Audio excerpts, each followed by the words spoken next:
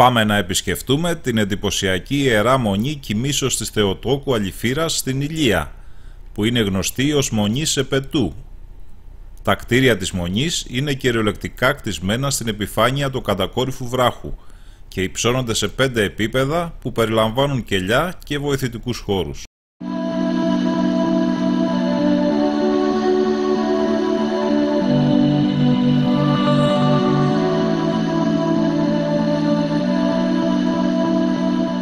Ξεκινάμε τη διαδρομή μας από τη Ζαχάρο και ανεβαίνουμε το βουνό με κατεύθυνση προς τη γραφική Ανδρίτσενα.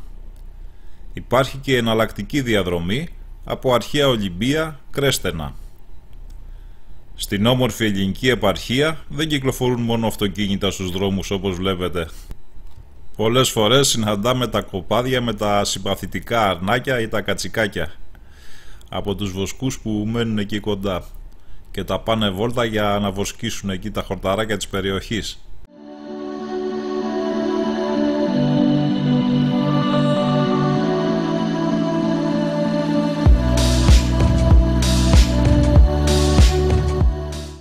Και εδώ είναι τα εκκλησάκια από τα θύματα με τις τρομερές πυρκαγιές το 2007 που ήταν εδώ στην Ηλία, και κάει και ένα μεγάλο μέρος εδώ του νομού. Είχε φτάσει μέχρι την αρχαία Ολυμπία, θυμάμαι τότε, η φωτιά.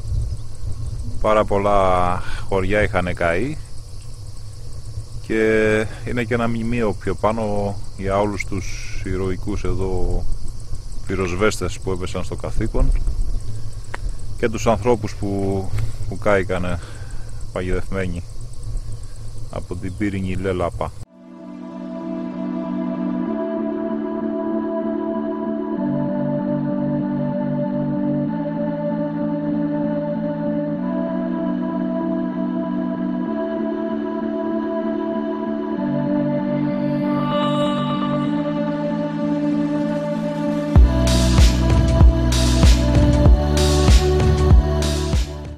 Συνεχίζουμε τη διαδρομή μας προς το χωριό Αλυφύρα, όπου θα βρούμε τη διασταύρωση για το μοναστήρι τη Μονή Επετού.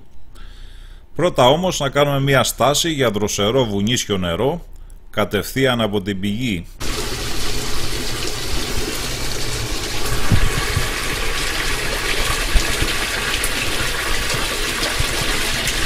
Και μια στάση εδώ σε μια ωραία βρυσούλα κοντά στο χωριό Καλυθέα είναι.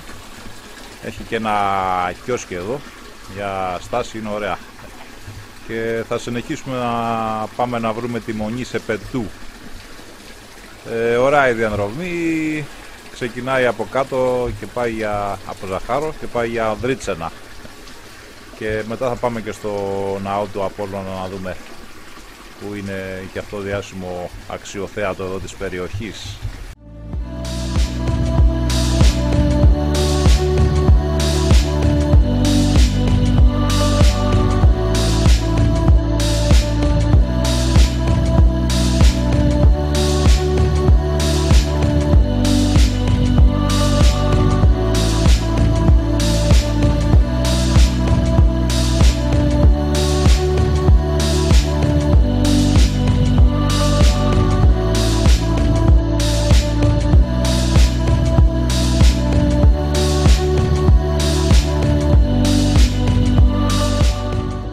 Φτάσαμε τώρα στον προορισμό μας, την ιστορική Μονή Επετού.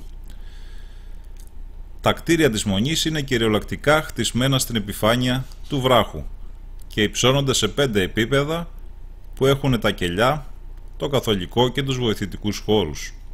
Στο εσωτερικό του καθολικού της Μονής ιδιαίτερη θέση κατέχει η θαυματουργή εικόνα της Παναγίας της Επετιώτισσας, που θεωρείται έργο του Ευαγγελιστή Λουκά. Μεγάλη ήταν η συνεισφορά της Μονής στην Ελληνική Επανάσταση.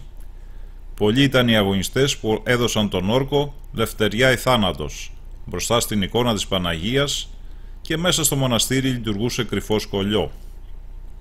Η Μονή είναι γυναικεία και πανηγυρίζει στις 23 Αυγούστου, ημέρα της απόδοσης της Κοιμήσεως της Θεοτόκου.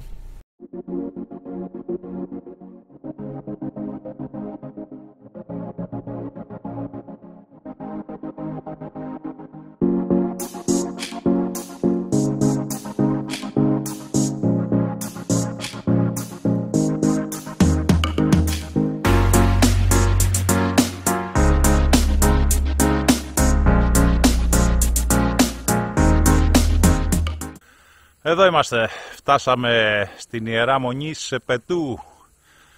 Πολύ εντυπωσιακό μοναστήρι μέσα στο βράχο.